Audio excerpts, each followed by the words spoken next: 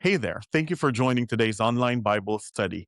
I'm Pastor Daniel Marfa. Together, let's open our Bible in the book of Isaiah, chapter 53, verse 7. He was oppressed and he was afflicted, yet he opened not his mouth. He is brought as a lamb to the slaughter, and as a sheep before her shearers is dumb, so he openeth not his mouth. Do you have a conversation that's always going on, but only in your head? You have it in the shower. You have it while you're driving. You have it while you're lying in bed at night. There's somebody in your head. And finally, you're telling them everything you wish you could say. If you only knew the whole story. That's not really what happened. You have no idea what I did for them. You don't know what I've been through before I finally reached that point. And sometimes you're not even angry anymore. You just want to be understood. You're not asking anybody to take your side.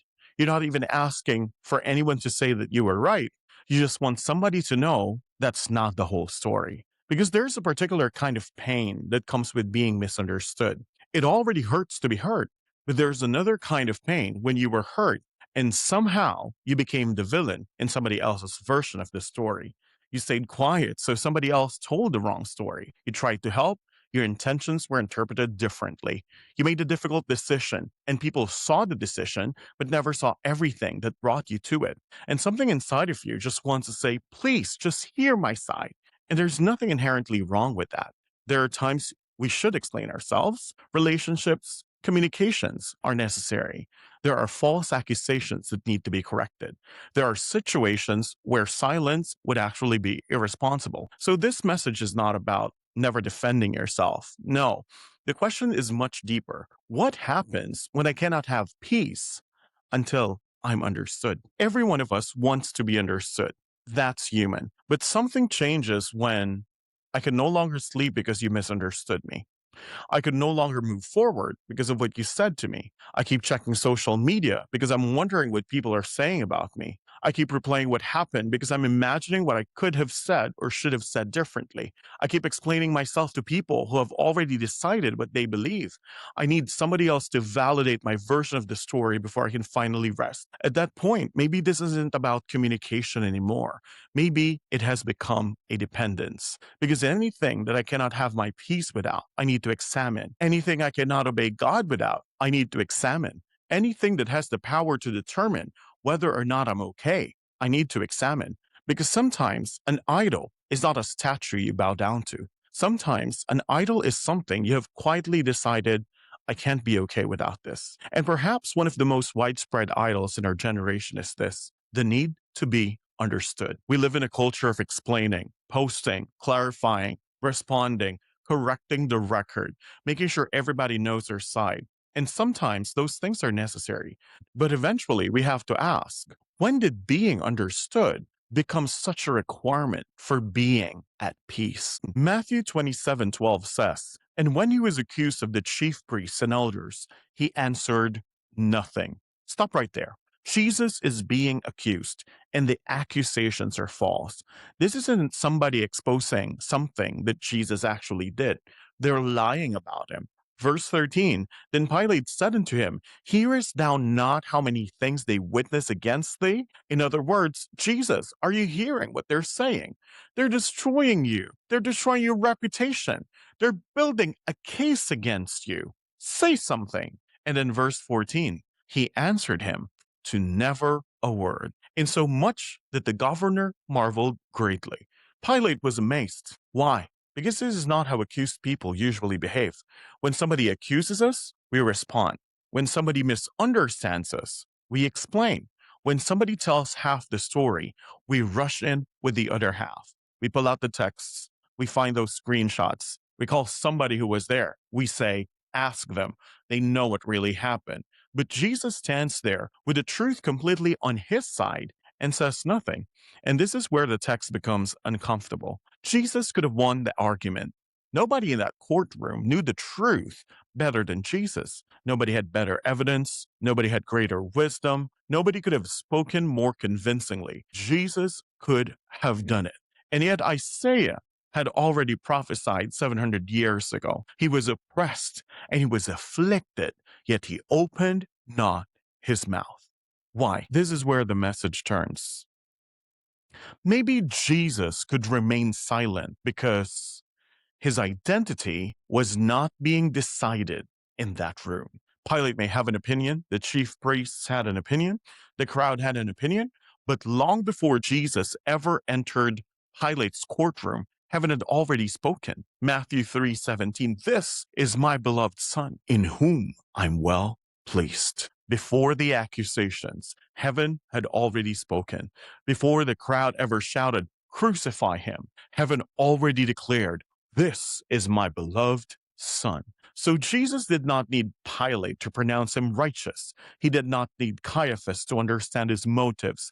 He did not need the crowd to reconsider, because you do not need a verdict from a courtroom that has no jurisdiction over your identity. And some of us have spent years emotionally standing trial before people that God has not appointed to be judge over our lives. Every day we're presenting new evidence. Exhibit A, Exhibit B, text messages, screenshots, receipts. Ask this person. That's not what happened.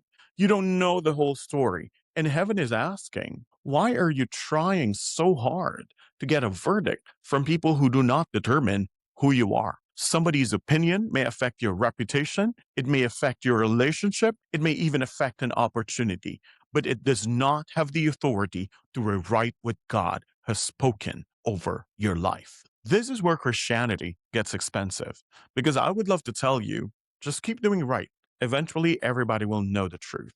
It's a good message, but scripture never promises that everybody will. Sometimes they may never understand. Somebody may go to their grave believing the wrong thing about you. Somebody may walk out of your life carrying an incomplete version of the story. Somebody may tell other people, and you may never get the opportunity to correct every conversation. Can you still have peace? That is the question. Not, will God eventually prove me right? But can I still be okay if God never proves me right in front of them? Because if my peace requires my vindication, then my peace is still controlled by my accuser. Think about that. If I cannot be free until you change your mind about me, then you still have power over me. You don't even have to be in my life anymore. You could be 1,000 miles away. You may have completely forgotten the situation. You're sleeping just fine, and I'm lying awake at 2 a.m. still arguing with you, and you're not even in the room. That's not freedom. You moved out of my life, but I gave you a permanent address in my mind. The verses we read earlier reveals what Jesus didn't do, but 1 Peter 2:23 gives us more than that. Who, when he was reviled not again. When he suffered, he threatened not. That's what he didn't do. Now let's listen to what he did. But committed himself to him that judgeth righteously. There it is. Jesus was not silent because justice didn't matter to him. Jesus was not silent because what they were saying didn't hurt. Jesus was not silent because lies should be ignored. Jesus was silent because he knew where to take his case. He committed himself. He entrusted himself. He handed the matter over. Jesus essentially said, Father, you judge this. That is very different from pretending you were never hurt. That is very different from allowing somebody to abuse you. That is very different from saying the truth doesn't matter. Jesus simply refused to make his peace dependent upon the verdict of his very accusers. He transferred the case. And somebody listening to this needs to transfer the case, because you've been caring about documents for a trial God never told you to prosecute. You've been gathering evidence, preparing arguments, rehearsing testimonies, calling imaginary witnesses. You keep trying the case in your mind. And every night the court is back in session and God is saying, give me the case. I saw what happened. I heard what was said. I know what they don't know. I know what you did right. And I am a righteous judge. Now, sometimes people misunderstand you because they don't know everything, but sometimes they understand you perfectly. Sometimes you really were wrong. Sometimes you really said it. You really hurt them. Sometimes that screenshot is real. Sometimes the email exists. Sometimes your motives were not nearly as pure as you remember them to be. God knows my heart can become a favorite hiding place for people who do not want accountability. Sometimes God knows your heart, and God is the one saying, Your heart needs to change. So this message is not permission to avoid responsibility. When I'm wrong, I repent. I apologize. I make restitution where possible. I accept the consequences of what I did. I learn. I grow. And then I keep following Jesus. Because humility says, I was wrong. But shame says, well, if that's what they think of me, that's all I will ever be. Those are not the same thing. Maybe they understood exactly what you did, but they may not understand what grace is doing in your life right now. Peter denied Jesus not once, 3 times, publicly. There were witnesses. Peter could not say, you misunderstood me. No, they understood him perfectly. He failed, but failure was not the final chapter of Peter's story. Jesus still came looking for him. Jesus still restored him. Jesus still said, feed my sheep. And the man who denied Jesus around a fire would later stand up and preach Jesus before thousands. So sometimes freedom is not one day everybody will discover that I'm right. Sometimes freedom sounds like this. I was wrong. Jesus had mercy upon me, and I refuse to spend the rest of my life trying to make everybody change their opinion of me. You may remember who I used to be, but it is God who knows what I am becoming. Psalms 37, 5-6 says, commit thy way unto the Lord, trust also in him, and he shall bring it to pass, and he shall bring forth thy righteousness as the light, and thy judgment as the noonday. Notice the wording, he shall bring it forth, not you. There are things you should clarify, conversations you should have, apologies you should make, lies you need to correct, boundaries you may need to establish. But after you have done what obedience requires of you, stop trying to control what everybody thinks of you, because you cannot explain yourself into everybody's understanding.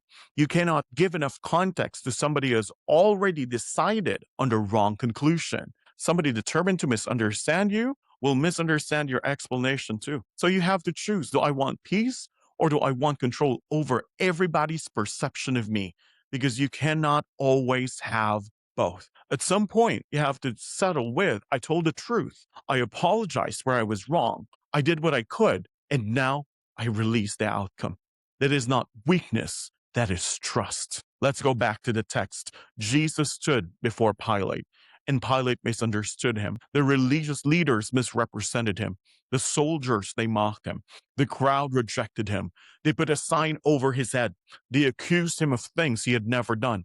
They treated the Son of God like he was a criminal. But Jesus did not come down from the cross to explain himself, because the cross teaches something that our generation desperately need to learn. You can be misunderstood and still be obedient. You can be misunderstood and still be loved. You can be misunderstood and still be chosen. You can be misunderstood and still be called. You can be misunderstood and still have peace.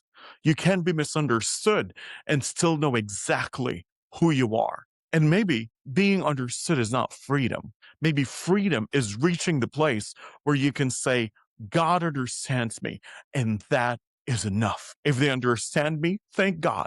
If they don't, I'm still going to church. I'm still going to worship. I'm still going to love people. I'm still going to serve. I'm still going to obey. I'm still going to become who God had called me to be, because your misunderstanding cannot become my prison. And here's the part that always gets me. Friday made Jesus look guilty.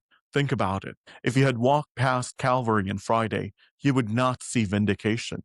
You would have seen a condemned man hanging between criminals. Rome had spoken. Religion had spoken. The crowd had spoken. The nails had spoken.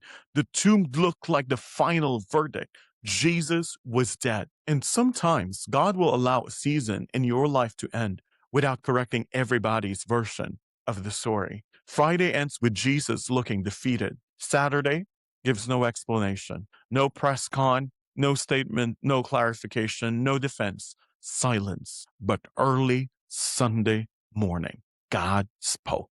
Not with an argument, not with a statement, not with screenshots, not by gathering everybody into the room and saying, now let me tell you what really happened. God answered those accusations with resurrection. And maybe you've been praying, God, explain me.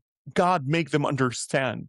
God, tell them what really happened. And maybe God is saying, I don't have to explain you. I can resurrect you. Let them misunderstand the chapter.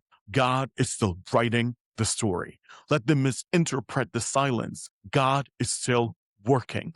Let them think Friday was the final verdict. Sunday is coming. So I don't have to chase everybody who misunderstood me. I don't have to knock on every door, correct every conversation, respond to every comment. I don't have to win every courtroom, because when I have done what God requires of me, I can commit myself to Him that judgeth righteously. And if I ever have to choose between being understood by everybody and being obedient to God, let them misunderstand me. I would rather have the approval of God and be misunderstood by people than have the applause of people while living outside the will of God. Because my peace does not come from everybody knowing my side. My peace comes from knowing that God knows the whole story. He knows what they said. He knows what I meant. He knows where I was right. He knows where I was wrong. He knows what I repented of. He knows what grace has changed in me. He knows the chapter they never saw. And if God knows the story, that has got to be enough. Thank you for listening today.